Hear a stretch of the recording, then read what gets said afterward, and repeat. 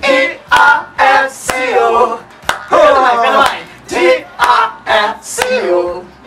Homenagendo as casas aqui, ó. Rapidinho, peraí. Tá, então, mas tá garantido, gente, então. Então, jatinho, pronto. 225 milhões, tá. Então, PF já liberou, tranquilo, pode delatar. Tá, beleza. Não, pessoal, tá só pedindo autorização aqui porque, né? Agora é assim, né? Pra você falar certas coisas aí, você tem que, né? Já pré-combinar.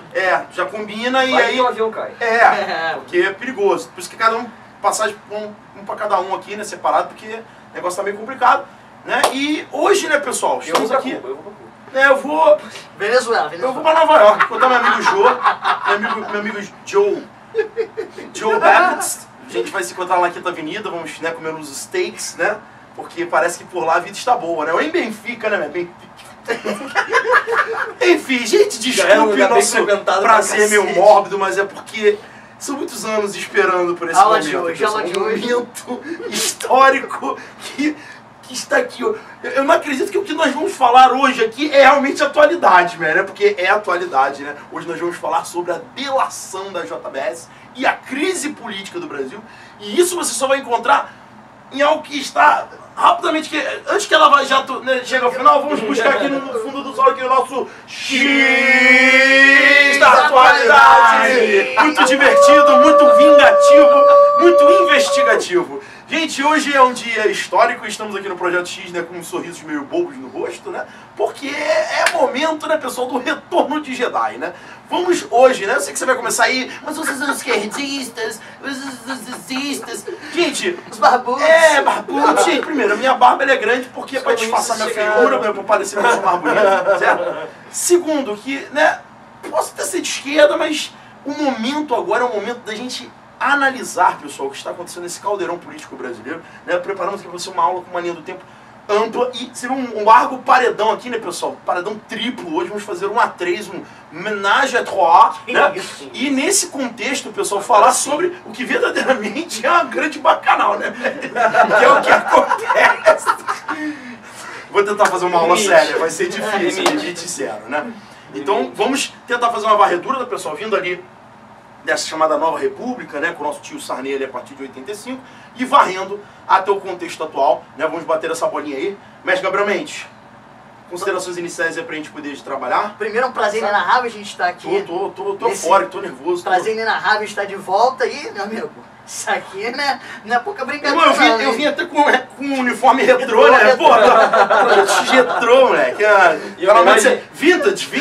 Em homenagem ao presidente mais velho da história do Brasil. Exatamente. Isso aí, é verdade. Galera, a gente vai então hoje dar um panorama sobre um momento bastante significativo da nossa história, a crise política que assola o Brasil e essa crise que foi ainda mais agravada com a delação da JBS. Para a gente entender o que está acontecendo hoje, como a gente tem feito ultimamente nas nossas aulas sobre o projeto, né, nas nossas aulas sobre o X da atualidade, a gente vai entender historicamente como chegamos a esse momento em Nárnia, ou quer dizer, Nárnia não, Brasil, né?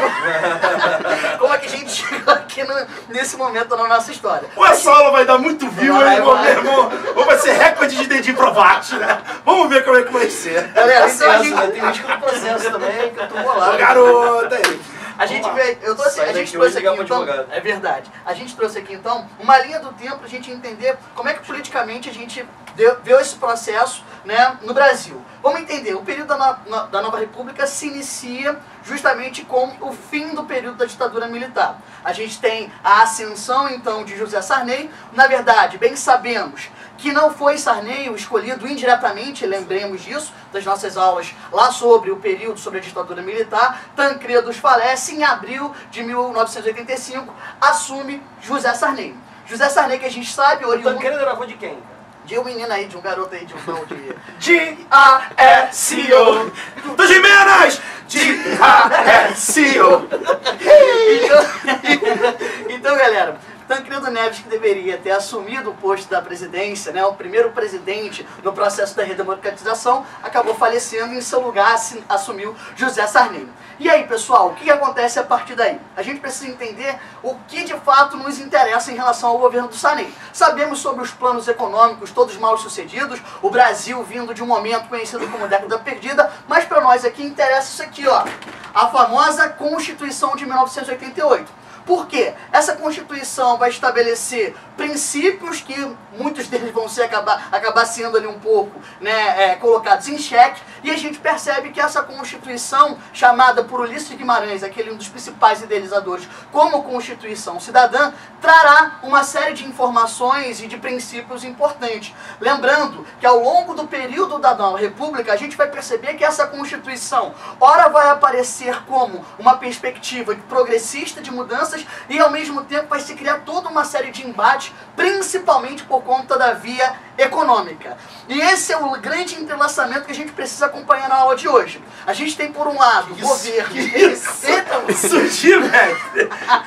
Mas é importante só ressaltar essa questão, né? Eu queria fazer aqui uma breve interrupção, porque esse é um momento internacionalmente muito importante, porque você vai ter um fim de uma Guerra Fria e, consequentemente, uma pressão dos Estados Unidos por uma abertura de mercado de forma mais ampla, né? É nessa época, né, mestre, que nós vamos observar o surgimento do famoso Consenso de Washington, né, mestre? Em 89, né, também temos o Foro de São Paulo, o pessoal gosta às vezes de relembrar isso também, mas é óbvio que não há comparações entre a relevância do Foro de São Paulo com o Consenso de Washington. O Consenso de Washington ele é verdadeiramente uma grande intervenção por parte das grandes instituições financeiras internacionais do FMI e Banco Mundial, que vão pressionar os países, né, em dificuldades, né, com a década perdida, como você mencionou, né, mestre, a abrirem os seus mercados, né? É um grande projeto de desregulamentação. E podemos dizer aí, talvez, né, Gabriel, que num contexto onde uma Constituição, que alguns dizem que é muito bem elaborada, né, que juridicamente é muito bem, né, preparada, paralelamente existe um projeto internacional muito maior, né? Então, por exemplo, você na sua Constituição tem o seu direito à saúde, direito à educação, uma série de direitos sociais, a legislação do SUS, que é incrível, né, mestre? É internacionalmente aplaudida. No entanto, um projeto internacional de austeridade fiscal, de superávit primário, de desregulamentação, que dificulta a execução de tais premissas. Ou seja, é exatamente esse tipo de problemas que o nosso amigo José Sarney vai enfrentar ao longo do seu governo. Ele vai ali, ao final do seu mandato, entregar o país economicamente em condições precaríssimas e, obviamente, isso agravando ainda mais os problemas sociais que já existiam. Até por isso a gente percebe a ascensão de um cara como o Collor posteriormente, que vem com esse discurso... Que eu sei que ele vai querer exatamente. Ele vem com esse discurso de modernização econômica, baseado nos princípios do liberalismo. Que Nupe adora. Do neoliberalismo, na verdade, né? O que você tem no governo Collor é a primeira grande abertura de mercado que o Brasil vai tomar conhecimento. É claro que a gente também sabe, né, do plano Collor, que houve ali um congelamento, que na verdade aquilo ali se chama empréstimo forçado, isso é interessante. Ou seja, o governo garante a liquidez dos bancos ao proibir as pessoas de sacarem o seu próprio dinheiro. É uma ferramenta interessante, mas que acontece em outros lugares do mundo. Longe de mim querer estar defendendo o Collor, que é o tipo de sujeito indefensável. Mas isso de fato aconteceu. E é importante... saltando e que denota o traço neoliberal do governo dele, né? Ou seja, é amplamente relacionado aos bancos. E temos que ressaltar nisso, já foi tema de questão de vestibular, né? O governo Lula e o governo Dilma são governo keynesianistas e o do Collor é neoliberal. Tudo é regido por uma cartilha neoliberal, né? A diferença é que talvez os governos posteriores que a gente vai mencionar são um pouco mais voltados para o social, né? Se preocupam minimamente, diga-se de passagem, com o aspecto social, enquanto que o Collor talvez seja um neoliberalismo mais, né, raiz, digamos assim, né? Mais puro. Né? Exatamente, até por isso... que ele pegou o país. Exatamente. E ele consegue ascender, lembrando que ele vem de o Partideco, que é criado justamente nesse contexto, para que ele consiga colocar em prática... Era o PRM? Exatamente. Partido do Roberto Marinho? Criado pela Globo, quer dizer, pelo progressismo. E ele vem com um discurso justamente de fim da corrupção, caça aos marajás. Então, um discurso moralizante, né? E de redução do Estado. Que tá aí, a ideia de que o servidor público era um marajá. É o problema, né? Os benefícios que precisavam ser contados. De fato, você vai ter um corte bastante significativo, né, durante o governo Collor das funções públicas e, portanto, diminuição do papel do Estado. Mas, por outro lado, você tem a abertura para, enfim, produtos estrangeiros, etc., coisa que o Fernando Henrique depois no seu mandato vai dar continuidade, que é inclusive uma das bases para pro sucesso do Plano Real. Além das primeiras privatizações, né, que já estavam começando a acontecer, ou seja, o Collor ele é bem estruturado na ideia da cartilha neoliberal, né, privatizar, né, austeridade, desregulamentação, ou seja, ele trabalha muito com essa proposta, né, com essa retórica, né, do que Washington pressupõe, né? Só que parece que cai, né, mestre? Parece que o negócio não dá certo, né? No entanto, havia uma pedra no caminho do Fernando Collor de Mello, justamente o seu tesoureiro, PC Farias, né, que armava um esquema que foi delatado por ninguém menos do que o seu próprio irmão, né? O irmão de Fernando Collor vai até a revista Caixa 2 e delação. Isso é 2017, velho? E o pior é que tá completando 25 anos, né? Você do outro lado aí tá vendo que você tá fazendo aniversário, né? Esse é um momento de aniversário de um período bastante conturbado que acontece o que está acontecendo no momento, né? Exatamente. O que vai resultar? Depois que a entrevista do irmão do Collor, do Pedro Collor, acaba sendo divulgada, há o início de um inquérito parlamentar justamente para saber o que aconteceu de fato, e a partir daí a gente tem o início de uma mobilização social da sociedade pedindo a queda do Collor, um movimento, né, conhecido como os caras pesados. Exatamente. O Collor Lindbergh e Farias participavam, né? Olha, presidente da UNE, né? Ativista. Lembrando que o nosso amigo Collor tentou, inclusive, se ausentar, sair para não perder lá os seus direitos políticos, mas acabou sofrendo um processo do impeachment e... Mesmo pedindo a renúncia, exatamente, o impeachment foi decretado. Foi decretado. Exatamente. Perdeu os direitos políticos por 8 anos, no entanto, já é novamente senador da República. O que eu acho legal é que ele tá preocupado... Peraí, desculpa, o cara era presidente, sofreu impeachment, mas ele tá preocupado como que ele vai voltar à vida pública. Cara, se eu vou trabalhar na escola e alguém vai abastecer pra eu sair, eu posso continuar sendo professor, mas não naquela escola, né? Eu nunca mais vou bater ele, não. Ele tinha certeza que ele retornaria para poder, né, continuar a sua vida pública, né? Isso é lamentável para nós como sociedade, né? Diz muito sobre a gente, né? Exatamente. Incrivelmente, né? E em seu lugar, quem vai assumir... ninguém mais, ninguém menos que Itamar Franco. O mineirinho, né? Exatamente. Que vai ser muito importante. Comia pão de queijo, saía com a rapaziada sem calcinha, esse aí gostava. Itamar, The Transers, era um cara bolado.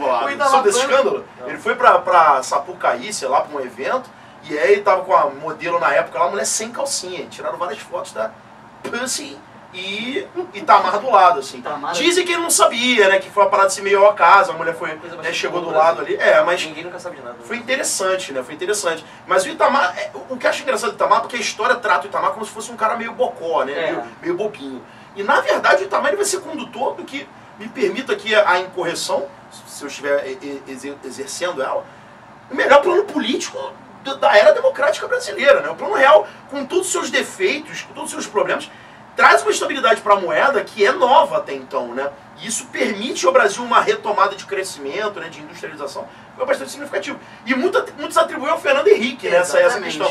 Por mais que ele tenha sido um dos idealizadores. Porque também teve o Ciro Gomes, né? Você teve outros, o Rubens de Cooper, você teve outros economistas que participaram do processo. Houve um grupo econômico ali bastante gabaritado para isso. E é até importante mencionar a questão do Plano Real, porque ele vai ser a plataforma política que vai levar, posteriormente, o próprio Fernando Henrique Cardoso a assumir a presidência. A famosa levantadinha, né? Exatamente. Vai ganhar, inclusive, no primeiro turno. Isso As duas. Exatamente. Justamente porque foi um plano que trouxe uma palavra que a nós é tão cara e tão difícil, chamado estabilidade.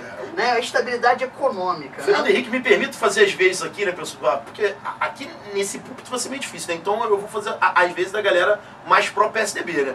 É um governo onde você tem retomada do crescimento, onde você vai ter uma modernização industrial sobrenatural, porque o dólar mais barato permite uma correção de uma série, né, de questões tecnológicas atrasadas que existiam no segmento industrial. Você tem um dinamismo da economia, né, estabilidade em relação à inflação. Agora, claro, né, o outro lado da moeda, né, para manter esse Plano Real, essa paridade cambial, você deve pegar muito empréstimo, juros muito altos, para poder captar dinheiro internacional, uma dívida externa que chega a 800 bilhões de dólares, né? Uma coisa assim, a maior dívida da história do Brasil, né? Um aumento das importações muito significativo.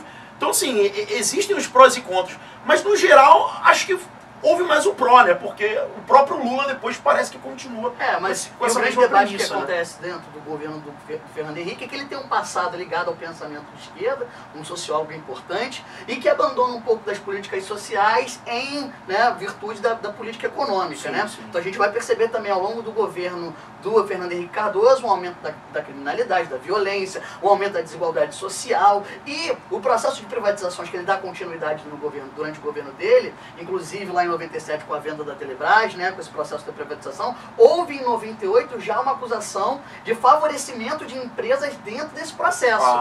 E isso é muito importante. Em 97, é bom a gente ressaltar que houve a emenda em relação à reeleição, e em 98... Ou seja, o primeiro mandato que a reeleição vai ser possível. Muito bem. E já cria uma espécie de indústria política, né? Ou seja, no primeiro mandato eu faço popularidade, no segundo mandato eu vou, cumprir algumas promessas para certos parceiros, e isso vai gerar ali, uma conturbação. E muitos no dizem que isso político. fez com que houvesse um desgaste político da imagem dele já no segundo mandato. Que já estava no segundo, né? Parece que isso é uma lógica muito relacionada a essa cultura da reeleição que vai se formar a partir de 97, né? No primeiro eu cumpro a cartilha e no segundo eu pago, as promessas que eu fiz no primeiro mandato, para os meus patronos, para os meus patrocinadores. Você tem em 99, logo depois que o Fernando Henrique se reelege, você tem a máxima desvalorização do real frente ao dólar. Porque o que você tinha imediatamente após a reeleição, né? Porque o que ele segura até 98, segurado de 1 para 1, que era popular, que as pessoas estavam importando, estavam viajando para Disney. E inclusive o senhor foi. Eu fui para Disney nessa época, eu sempre falo isso. E então esse câmbio que era, vai se dizer que ele era virtualmente mantido dessa maneira, não vai aguentar e vai sofrer, logo depois da reeleição do Fernando Henrique, ele vai sofrer essa desvalorização. E aí a gente começa um novo ciclo e as pessoas já começam a falar, tá vendo? O Brasil não vai dar certo mesmo. Lembro bem disso, acho que a gente tem já uma memória, já tem um pouquinho de idade, já se lembra desse momento conturbado, né? Exatamente. E a gente também percebe um desgaste desse discurso neoliberal nesse momento, né? Sim. Esse abandono, um abandono não, mas uma falta de investimentos em políticas sociais mais efetivas, e não quer dizer que o Fernando Henrique tenha abandonado completamente, né? O Bolsa Família é a invenção dele, exatamente. Era outro nome de Bolsa Escola. Então, o Lula ampliou muito, obviamente. Muito bem, então a gente percebe que a partir daí, esse desgaste vai permitir a ascensão de um candidato que é bom que a gente ressalte aqui, né? Estava em todas essas disputas aqui para a presidência, que é o Luiz Inácio Lula da Silva, mas que veio mudando o seu perfil sistematicamente, né? Eu me lembro que na eleição de 98 o Lula já usava terno, né? Na campanha. Então, já havia uma preocupação. E a chapa em 98 do Lula era muito forte, era Lula e Brizola vice, né? E mesmo assim ele não consegue, porque, foi o que você falou, a força do Plano Real é muito grande, né? Aí, em 2003, a figura do Lulinha Paz Amor, que não pode lembrar muito bem, que era a construção de um Lula, né, que dialoga com a Fiesp, dialoga com o trabalhador, que dialoga com os bancos e dialoga, né, com as classes, né, mais socialmente desprivilegiadas. Então é uma questão muito importante, né, dessa construção do Lula numa nova retórica, né? E é bom lembrar, galera, que tanto no impeachment, já no processo de impeachment do Collor em 92, já existe aqui um grande consenso. O Collor cai porque ele não tinha base parlamentar. O Collor cai porque ele queria governar sozinho. Os analistas vão chamar aqui, vamos dizer, o cesarismo do Collor. Então aqui cria-se o consenso da necessidade de uma supermaioria no Congresso Nacional. Essa supermaioria se verifica novamente no processo de reeleição do Fernando Henrique Cardoso. Aliás, a gente estava até comentando sobre isso, né? A quantidade de emendas à Constituição que foram feitas durante a era Fernando Henrique Cardoso. E vale lembrar que precisa de 3/5 da Câmara dos Deputados e do Senado em 2 turnos. Então, assim, não é simples propor e promulgar uma emenda à Constituição. Precisa dessa força no Congresso Nacional, coisa que Michel Temer tinha até, sei lá, uma semana atrás, ou uma semana e meia atrás. Então, quando você fala do Lula, ele surge com essa ideia do Lulinha Paz Amor quando ele publica a Carta aos Brasileiros dizendo, olha, não vão mexer no tripé macroeconômico. E, de fato, essa cartilha se mantém até o final de seu mandato, apesar de um gasto público um pouco mais elevado com essas políticas que você estava falando, de Bolsa Família, etc., o aumento do salário mínimo, que vai gerar uma pressão sobre a Previdência, etc. Em 2005, nós temos a deflagração do processo do mensalão, como nós sabemos. Que é talvez o apogeu da crise desse modelo de fisiologismo, né? E aqui é quando o fisiologismo aí é que entra mais ainda para o governo. É quando o governo Lula, então, chama o PMDB para participar ativa e diretamente do seu governo.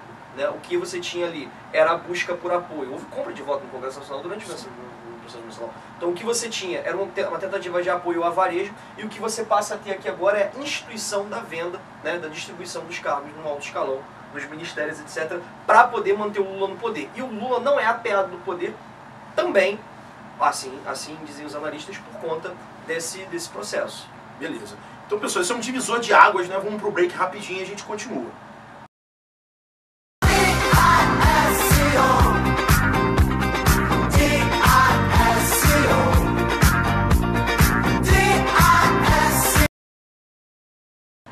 Então, pessoal, só para pontuar, né? Fisiologismo, então, é essa estrutura onde o governante ele acaba precisando de uma maioria no Congresso, e para isso ele acaba fazendo uma série de acordos, né, com vários partidos. Isso forma o que a gente chama de base governista, ou seja, o base do governo, que é quando você tem uma série de partidos que fazem uma coligação para sustentar esse governante. Quando ele consegue essa sustentação, ele aprova a maioria das leis que o partido dele precisa. Isso aconteceu, por exemplo, com a FHC, isso não aconteceu com o Collor, e aí ele sofre impeachment, e o Lula vai tentar construir isso através do mensalão, né, mas que é o grande escândalo, onde supostamente, né, o PT, supostamente não, né, comprovadamente o PT, ele compra, né, votos, né, de deputados para compor essa base, e isso acaba, né, gerando um escândalo, né, de proporções enormes, né. Vale dizer que tem umas coisas engraçadas. Na eleição de 2014 o Temer falou, em caso da vitória da Marina, para onde o PMDB vai? Isso a gente ainda não sabe, porque se ganhasse a Dilma, ele estava no governo, teoricamente, né, depois viu-se que não é bem assim, e se ganhasse o Aécio, ele também estava no governo. Quer dizer, se há projetos opostos para o país, não interessa, o PMDB vai estar no governo. E aí que é o fisiologismo, porque remete à ideia de fisiologia, né? De funcionamento da estrutura. E aí você que às vezes acredita que votar é uma questão de ideologia ou de, né, filiação partidária, na verdade, grande parte dessa constituição de aliança é feita a partir de interesses, de cargos em ministérios, em secretarias, em verbas públicas. Isso é muito lamentável, né? Então, se você tem uma votação, por exemplo, sobre a reforma da Previdência, você não tem, dessa galera, você não tem necessariamente um voto ideológico. Eu acredito que precisa da reforma da Previdência, por isso eu voto sim. Não, eu estou no governo, eu tenho benesses do governo, por isso eu vou lá e voto sim. Eu vou receber em troca nesse sentido. Esse governo. E aí o Lula ele consegue, né, driblar essa crise política, né, com a famosa frase, né, do eu não sabia disso, ou seja, o Lula parece que não sabia de nada dentro do PT, né, a não ser os demais membros da cúpula, e ele consegue se manter, obviamente, com as suas políticas sociais muito bem estruturadas até o final do mandato, quando você vai ter uma crise, né, em 2008 nos Estados Unidos, que repercute imediatamente em 2009 na União Europeia, e que em 2010 começa a chegar no Brasil. Em 2009, né, a gente percebe a famosa frase do Lula, né, da marolinha, que a crise não chegaria no Brasil, porque ela seria, na verdade, não uma grande onda, mas uma marolinha. E ele fala, em certa declaração, que o brasileiro que quisesse ajudar o país, ele precisava ir às compras. E ele vai incentivar com uma política, né, de redução de taxa de juros, com uma política de cortes no IPI, que é Imposto sobre Produtos Industrializados, para tentar estimular esse mercado interno. E o que é impressionante, que nesse ano de 2009, é que o Brasil ele cresce 0%. E aí você vai falar, pô, mas 0% ele não cresceu. Só que a Rússia tomou um déficit de 9%, os Estados Unidos tomaram um déficit de 5%, a União Europeia tomou um déficit de 6%, e o Brasil ficou no zero. Tudo bem, a China cresceu 8,6%, né? Mas a China é um mutante, a China é outra coisa, é um planeta China, é a nave espacial que está aqui embarcada na Terra e vai embora daqui a pouco. Vale lembrar que Xangai não tem mais ar puro. Exatamente, né? Agora, o Brasil crescer 0% denotou naquele momento que pelo menos o que era exportado, que no mercado interno absorveu. Isso tem a ver com a ascensão da classe C, né? Ou seja, com a conjugação de um mercado consumidor mais amplo. Exatamente, você tem a expansão, portanto, do mercado de consumo interno. Coisa que a gente viu agora, recentemente, né? A gente viu o preço da carne cair como um efeito daquela operação carne fraca, né? Que, enfim, agora volta já da peça judiciária. Desculpa, mas enfim, a história se repetindo é engraçado. Roda gigante da ironia, né? E aí, então você tem um mercado interno que vai absorver essa carne. Então, foi mais ou menos o que aconteceu em 2009, e em 2010 você tem um PIBão. Porque a questão é, o PIB brasileiro vai explodir, você vai ter um crescimento de 7,5%, é porque no ano anterior você cresceu 0%, então relativamente o crescimento foi muito expressivo. A China cresceu na casa de 9%, ou seja, a segunda maior taxa de crescimento no mundo foi do Brasil, né, 7,5%.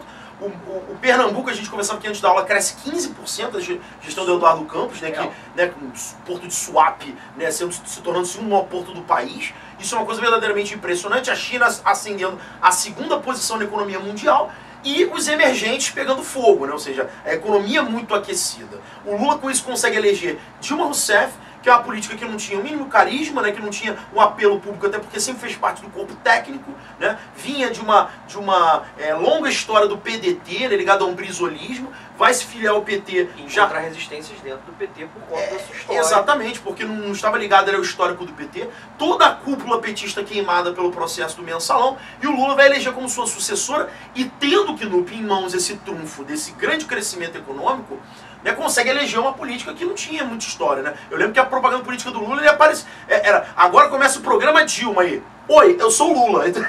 Peraí, mas cadê a Dilma? Não, era o Lula que apresentava o programa, mostrava ao brasileiro que tinha mais geladeira, mais televisão, mais automóveis. Ou seja, aquela ideia clássica da classe média, né? Feliz pelo consumismo, né? E a Dilma é eleita, né? Essa retórica do consumo vai, sem dúvida nenhuma, manter os governos petistas e além, enfim, de uma série de elementos, mas isso vai desembocar na eleição da Dilma aqui no meio desse caminho aqui em 2010.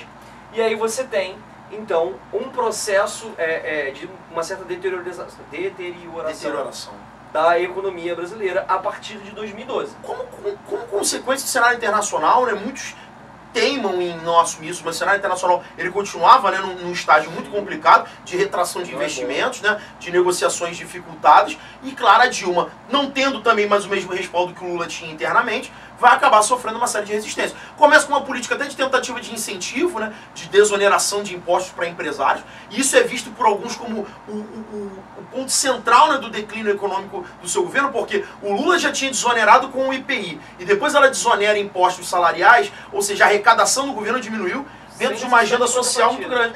E sem necessidade de contrapartida. Eu te dou desoneração se você gerar tantos empregos. Não tinha isso. Não tinha. Então, né? É para agradar, para jogar para uma classe que nunca esteve de fato do lado dela. E aí você tem, o que você tem então em 2014 é um PIB estagnado e um desemprego, uma taxa de desemprego baixíssima, recorde da história do Brasil. Foi 4,2% de desemprego. Sim. Isso é quase um pleno emprego. Como que uma economia estagnada gera isso? Ora, com um esforço governamental enorme de desoneração que vai depois então cobrar a sua conta. Ou seja, você desonera o empresário que no final das contas acaba sendo o grande artífice da derrubada, né? Só que esse processo de constituição da queda da Dilma já vinha desde 2013, né? Eu vou fazer aqui rapidamente uma substituição para sentir a perna aqui.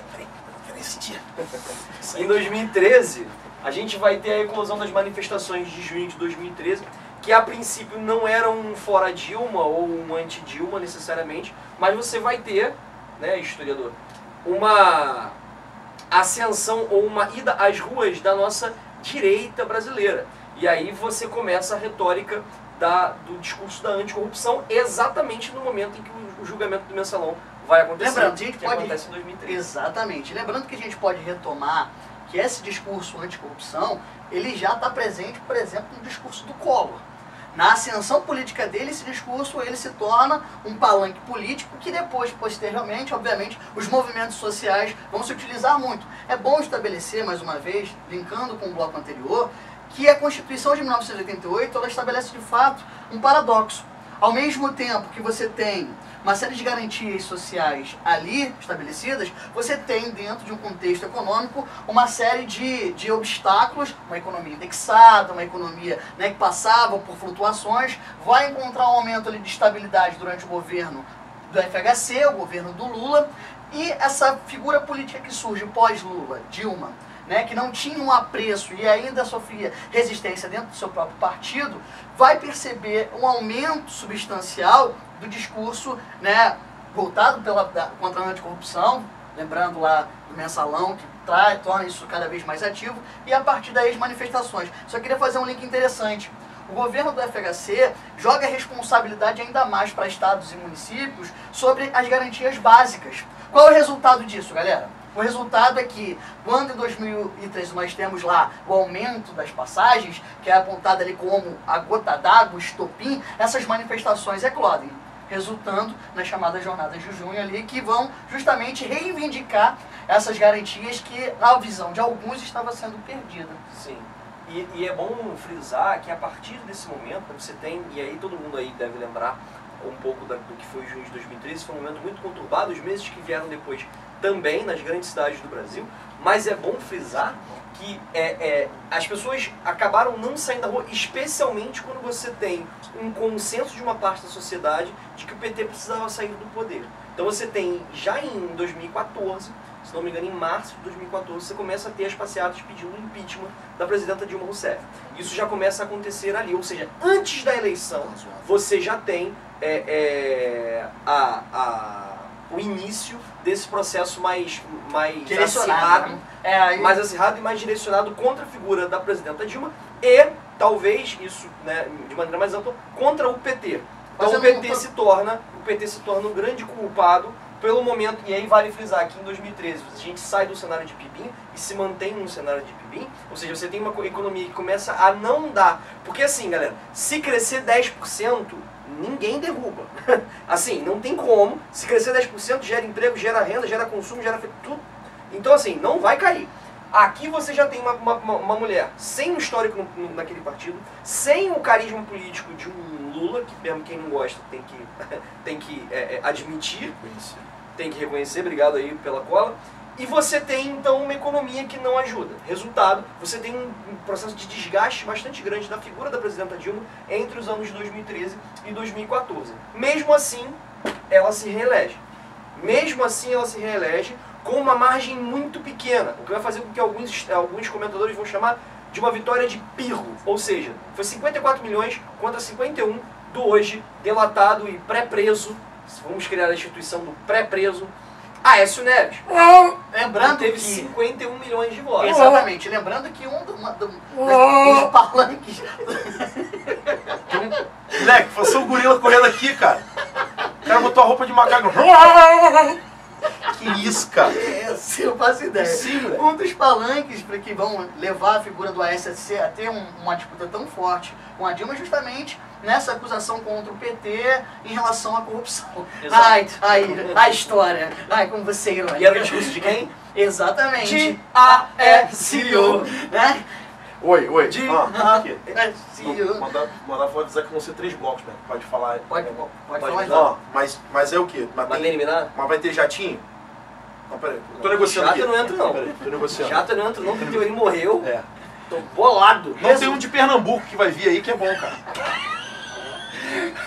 Resultado. Da sessão, brincando com coisas sérias. Resultado, em 2014, nós temos pós-eleição da Dilma, né, contestado inclusive pelo derrotado Aécio Neves. Que agora o julgamento vai rolar. Exatamente, vai rolar mês que vem. Vamos lembrar que a Lava Jato tem início, se eu não me engano, em março ou abril de 2014. Ou seja, um pouco antes da eleição, ela vai começar a influenciar diretamente porque ela pega de cara os membros do PT. Diversas pessoas do PT, e aí o nome do José Disseu vai surgir, o nome do Delúdio Soares vai surgir, o nome do Palocci vai surgir naquele primeiro momento já. Então assim, o início da Lava Jato marca um desgaste da imagem do Partido dos Trabalhadores frontalmente. Deixa eu dar espaço aqui. Eu fico aqui, velho. Fica de costas pra mim. Pode Me dar.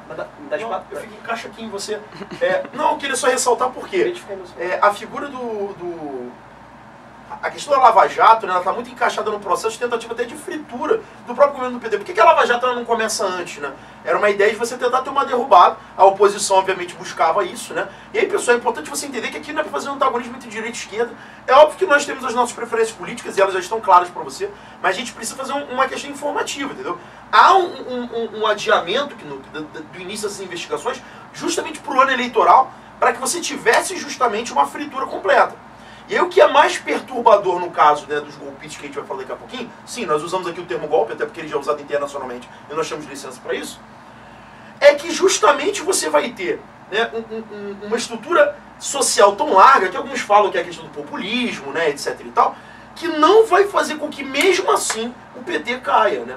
Isso é muito interessante, porque o debate político ele é muito atiçado e inflamado nos grandes centros, Rio, São Paulo, Belo Horizonte, mas quando você vai nos cidadãos do interior, né, das áreas mais empobrecidas, esse tipo de articulação política não faz o mínimo efeito, né? Alguns estados do Nordeste, a Dilma em 2014 ela vai ter mais de 70% de votos, isso é uma coisa sobrenatural, né? Como você ainda tem uma base muito sólida, mesmo nesses escândalos. Então assim, nós, né, obviamente que estamos aqui debatendo em alto nível, somos professores, né, você que está aí do outro lado também tem uma formação, né, mais privilegiada, acredito eu, até porque você está vendo isso pela internet, né?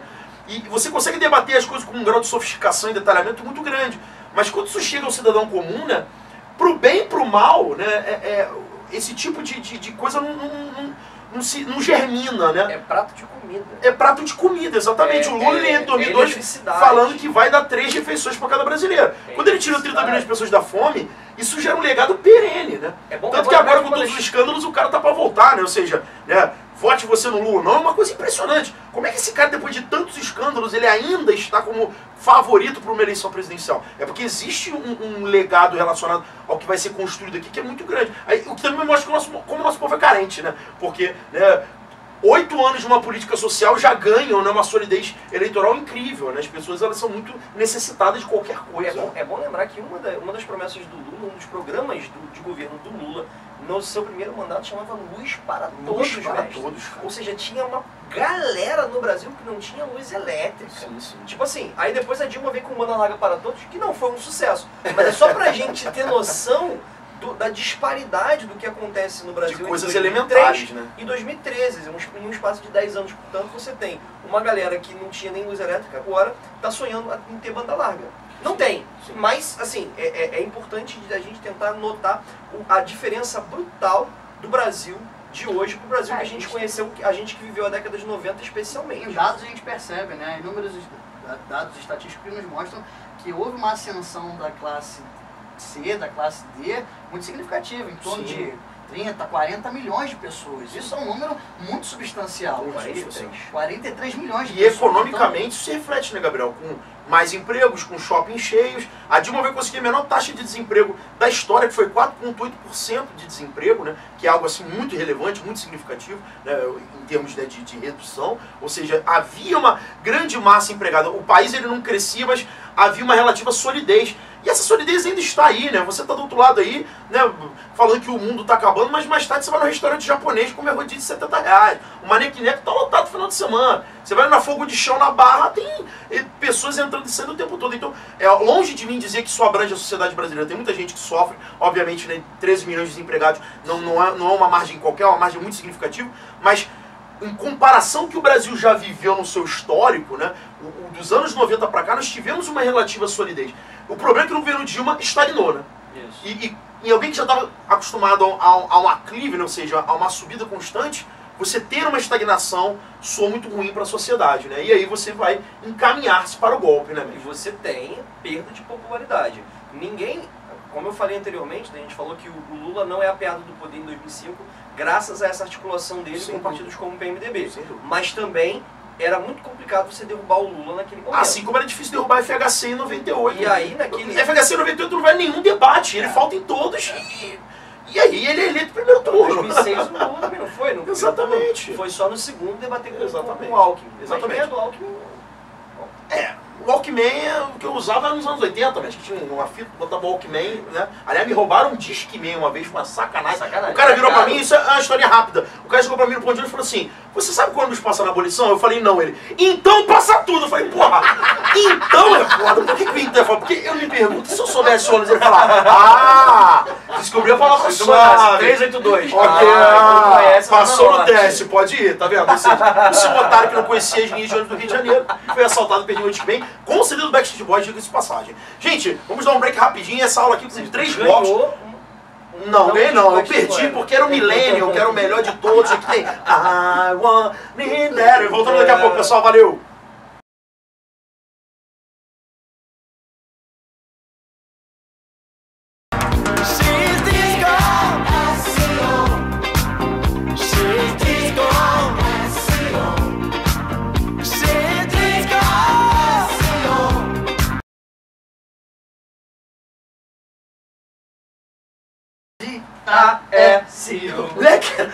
Abraça! Abraça!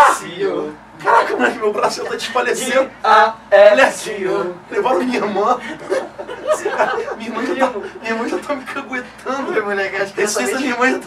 Não mandei Kit Kat pra ela. Enfim, gente, não triputinho, olha só, eu acho isso errado, porque, entendeu? Sabe? Que isso? Porra. As pessoas estão se julgando. Todos são inocentes que tem que se provar o contrário. Já dizia Renato Russo. Exatamente. E continuando então agora, pessoal. Mussolini. Vamos lá, pessoal. Eu sei que você vai ficar aí falando demais. Outro dia o cara fica assim, o nome do cara, periquito, falando, falam demais. A aula é bom, mas falam demais. Pessoal, olha só, isso aqui é uma videoaula. Tem que verbalizar, falar coisas. E aparece o vídeo da ideia. Então temos nós e a nossa voz, entendeu? Então, pessoal, se você quer uma videoaula sem áudio, aperta lá, né, o botãozinho do volume, né? E fica só vendo a gente, que a gente é bonito pra cacete. Enfim. Bom, pessoal, agora, só antes da gente continuar, eu vou pedir pros meus amigos pra gente sair por 2 segundos pra você apertar o seu print screen, que eu sei que você quer copiar essa linha do tempo. Então, olha só, a gente vai pra cá, ó. Vai. Print screen. Tá no celular? Tem problema, ó. Volume pra baixo e o botão de desligar ao mesmo tempo. Eu sei, você errou. De novo. Eu sei que você errou. De novo, vai. Isso. Ok? É só procurar galeria, screenshots. Tu acha lá. Valeu? Então voltou. Pessoal, vamos aqui então continuar, né, nesse momento derradeiro, falando agora no momento pós-reeleição da Dilma, né, onde, né, após a sua retomada de poder, não é retomada não, né, porque ela não recebe de ninguém, ela continua no poder, né, a continuidade do seu mandato, melhor dizendo, já vai haver uma pressão imediata, né, ou seja, imediatamente o PSDB já entra com um processo para tentar recontar votos e caçar a chapa, né. Uma ação que está no TSE, inclusive, né? Vai ser agora muito legal. Não, por favor, conte essa história. Isso é muito interessante. Não, a história que eu digo é a história. Eu queria ter feito história. Eu devia ter feito história. Porque, assim, quer dizer, os caras lançam o processo de cassação da chapa para poder dizer, olha, essa eleição foi nula, tem que fazer de novo.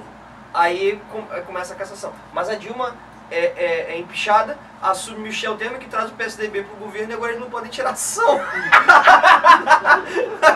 Aí agora, rock and roll. Aí agora estão querendo um processo, uma manobra jurídica digna dos senadores quando empicharam a Dilma, mas não retiraram seus direitos políticos.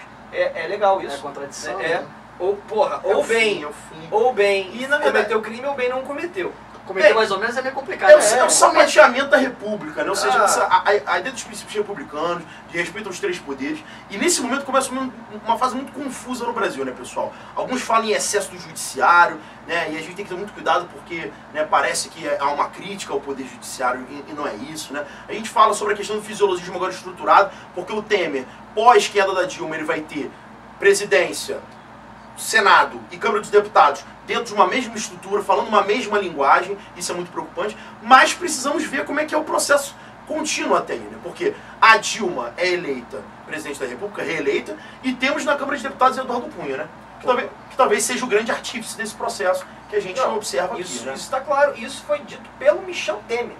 Sim. O Temer deu uma entrevista dizendo o Cunha exigia que o PT livrasse o cara dele no Conselho de Ética, porque foi aberto o processo contra ele no Conselho de Ética por ter mentido numa CPI. Aí o PT começa um processo para o PT, de fato, votar junto com o Cunha para absolvê-lo.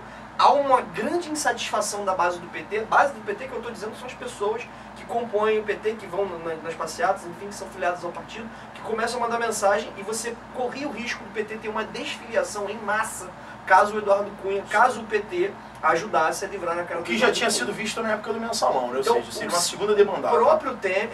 O próprio Temer diz, se o PT tivesse votado com o Cunha, talvez ela ainda fosse presidente da República. Ou seja, não há, nas próprias palavras do próprio Michel Temer, não há no processo de impeachment da Dilma necessariamente algo que demonstre que ela... A questão não era o crime de responsabilidade, a questão não era nada disso. A questão era o Eduardo Cunha usando o processo de impeachment e a abertura do processo de impeachment ou não como uma espécie de faca na goela da Dilma. Mas já tentando trazer a Dilma para o lado dele. Já havia estremecimento entre PMDB e PT já desde o início desse segundo mandato, né? Ou seja, o Eduardo Cunha sempre colocando em pauta as famosas pautas bomba, né? Para colocar dificuldade nas mãos da Dilma, para ela ter que ter o voto de Minerva em assuntos bastante polêmicos, né? Ou seja, já não havia mais um respaldo da Casa Legislativa em relação ao PT, e o PT começa a se afastar, e na hora que o Cunha precisa do PT, o PT rompe, ou seja, o PT vota, né, no caso, pela continuidade do processo, né, e está na delação do Delcídio, não são as minhas palavras, tá, pessoal? É a palavra do Delcídio. O Delcídio diz o seguinte: as relações entre Cunha e Dilma começam a estremecer quando a Dilma, no início do seu primeiro mandato, acaba com o esquema do Cunha em Furnas. Então, quer dizer, sabia-se que o Eduardo Cunha fazia o apontamento dos diretores de Furnas e a Dilma vai lá e acaba com isso. Então o Eduardo Cunha começa, inclusive agora já se fala que o Cunha, ninguém desconfiava, comprou votos para ser eleito presidente da Câmara. Não é possível, não é possível. Não é sacanagem, sacanagem. Não é possível. Eu duvido. Política. Não é possível. Isso é esquerdismo. Para com isso. Você já tá falando de esquerda esse canal. Pô, vamos continuar aqui, pessoal, por favor. Eu só queria chamar a atenção para uma coisa muito importante. Que é o seguinte, a gente percebe que há gradativamente, principalmente no início do segundo mandato, um afastamento cada vez maior entre o PT e o PMDB, no próprio diálogo entre a Dilma e o Michel Temer, né? Sim. Vice-separativo. Exatamente, que chegou. Não, o Marcos Maciel da vida, né? O Marcos Maciel parecia uma múmia, né? Né? Não é José de Alencar que só ficava no hospital. Enfim, então, a gente percebe esse afastamento. E aí, a Operação Lava Jato, por um lado, vai minando cada vez mais as bases do PT, né? E, por outro lado, nós temos a atribuição cada vez maior do cometimento ali de um crime de responsabilidade fiscal por parte da Dilma, as famosas pedaladas fiscais, né? Que não entraram no processo final. O próprio Eduardo Cunha veta as pedaladas fiscais de 2014 como motivos porque elas aconteceram no outro mandato. Então, teoricamente, você não pode puxar a presidente agora para o que ela fez no mandato anterior. Né? Na verdade, assim, até pra gente resumir dando andamento, né, é o que a Dilma fala, que é interessante, que é um golpe onde os golpistas assumem o golpe, né? Claramente pós-queda da Dilma, que a gente nem precisa... Nós temos uma aula, né, no Projetis que fala sobre essa questão, né, mas especificamente sobre isso, eu e Zé Boni, a gente trabalhou isso aqui uma vez, e aí a gente tem que entender o seguinte, que a Dilma não segue a cartilha que interessava mais aqueles que constituem a Casa Legislativa e ao seu vice, né? E ela, por isso, vai acabar partindo, né, sendo, né, destacada desse governo e assume a figura de Michel Temer. Que aí começa o momento mais rock and roll dos últimos 10 anos no Brasil, que né, começa com a morte do Teori Zavascki, que era um ministro do STF, né? Vamos então cronologizar a coisa, né? Menos de um mês depois, o áudio do senhor Homer Duke, né, gente, mais conhecido como Romero Jucá, vai vazar um áudio conversando com o Sérgio Machado, né, a respeito da organização do golpe, ou seja, precisamos fazer algo que seja estancar a sangria, a melhor coisa, parar a Lava Jato por aí porque vai chegar na gente. Coloca o Michel... É um visionário. Exatamente. Um grande acordo. Agora, o que é mais impressionante, assim como nós estamos falando no bloco anterior, né, que tem escândalo da Lava Jato, mas as pessoas continuam votando no PT de qualquer forma, isso também se reflete numa via contrária, porque num país onde a democracia fosse verdadeiramente, né, exaltada como algo sagrado, um áudio como esse geraria uma comoção em grau inimaginável. No entanto, ninguém vai às ruas. É um momento onde você não tem nenhum tipo de eclosão de manifestação significativa. Porque você estava declarando que houve uma organização para derrubar de uma presidente. E entrada de um governo golpista, sim. Que vai culminar com a queda da inflação e do dólar, porque nós sabemos que esses elementos são especulativos, né? O capital internacional, obviamente, já não tinha mais o interesse da Dilma pelo fato dela ser muito alinhada com a China e com a Rússia, né? Ser muito pró-BRICS, ser mais rebelde à figura do Obama. E, claro, vai participar desse processo especulativo, onde você começa a ter uma maior entrada de capital, o dólar dá uma suavizada e todo mundo fala, tá vendo? Era só tirá-la do poder. Só que a gente começa a observar algumas questões bastante controversas, né? E aí acho que o Knupp e o Mendes podem falar um pouco melhor, porque você começa pela primeira vez a prender gente, né? Gente graúda, né? Ou seja, a Lava Jato verdadeiramente vai chegar numa etapa, né, de execução de sentenças, né, que começam a movimentar o cenário político. Porque essa questão, eu prendo o Gabriel, que sabe alguma coisa sobre eu e o Knupp, e aí ele fala algumas coisas, aí prende o Knupp, que sabe mais alguma coisa sobre outras pessoas. Isso começa a gerar, né, um efeito cascata de delações que as pessoas em casa, e até nós mesmos, temos dificuldade de entender, né? Um emaranhado de delações, onde, né, você começa a prender gente muito grande no Brasil, né? Você vai ter prisão de Eike Batista, você vai ter prisão de família Odebrecht, de executivos do Odebrecht, você vai ter prisão de Eduardo Cunha e vai ter prisão de Sérgio Cabral Filho, deflagrando um cenário de corrupção, né, que arrombou o estado do Rio de Janeiro, que hoje padece e agoniza, né? Então a gente percebe que é um momento bastante conturbado.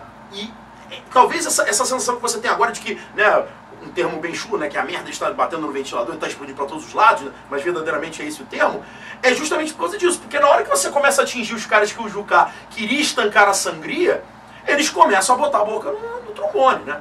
A questão da JBS, que a gente vai chegar na conclusão da aula, é justamente a eclosão disso. é um cara que se viu pressionado. É um empresário que não queria pressão fiscalizatória sobre a sua empresa. E no momento que ele começa ali a ser investigado, começa a observar uma série de envolvimentos ilícitos dele com políticos, e na hora que o cerco se aperta, ele vai e solta, né, o que ele sabe. E isso promove, né, uma série de questões. Tem. A diferença da delação do JBS, já adiantando aqui, né, é que ele tem uma gravação do presidente da República em exercício, falando a necessidade de comprar o silêncio de um ex-deputado federal caçado e preso. Meu Deus. Veja bem, ele tem uma gravação do presidente da República falando isso. Ele tem uma gravação de um senador da República, fiel da balança desse próprio governo, que disputou a eleição a presidente em 2014 com uma plataforma anticorrupção clara, indo pegar 2 milhões de reais porque ele pediu emprestado para um amigo, agora está dizendo que ele precisava de uma ajuda. Propina para pagar a defesa contra a propina. Isso é exatamente. E aí, nesse áudio, você tem o Aécio Neves articulando a anistia completa ao Caixa 2, né, ao que aconteceu, ou seja, doações ilegais feitas para financiamento de campanha, e ele no áudio dele fala, o PSDB assina, o PMDB assina, o PT assina. Então, você tem ali diversos elementos naquela delação, inclusive você tem no áudio do Michel Temer, que ele fala contundentemente que ele tem 2 ministros do Supremo Tribunal Federal.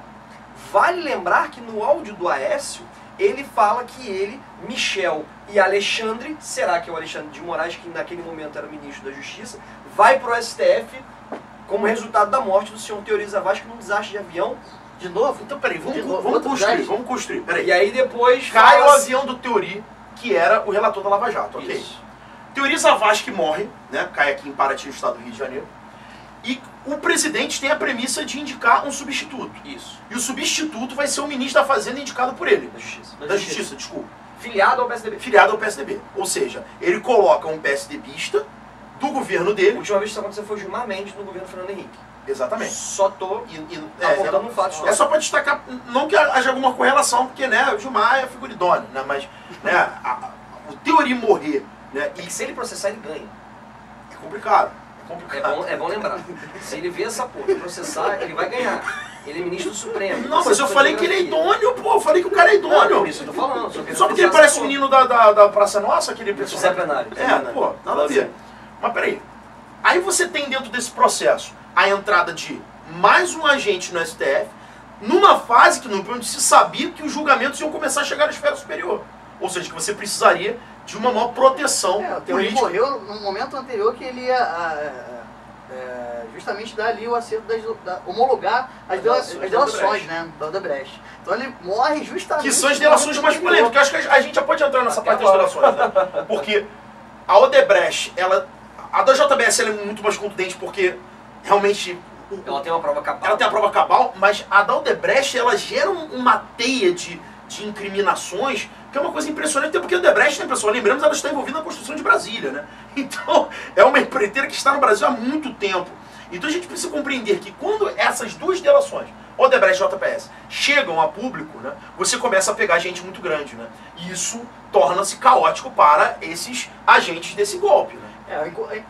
Até chegar nesse momento das relações da Odebrecht, é bom que a gente lembre que, no plano político, várias reformas estavam em andamento e para serem aprovadas, isso é importante, e a partir desse momento a gente começa a perceber que há, por um lado, uma tentativa de acelerar esse processo para tentar aprovar essas reformas o mais rapidamente possível, justamente porque a bomba está explodindo do outro lado. Então a gente também percebe que, tanto que as votações eram feitas durante a madrugada, né, sem os holofotes, sem os olhares, e isso vai cada vez mais encontrando barreiras. Tivemos a lei de terceirização sendo sancionada pelo Temer numa sexta-noite, né? E aí, assim, coisas coisa interessante. Nunca vistas anteriormente, né? E aí vejam que interessante.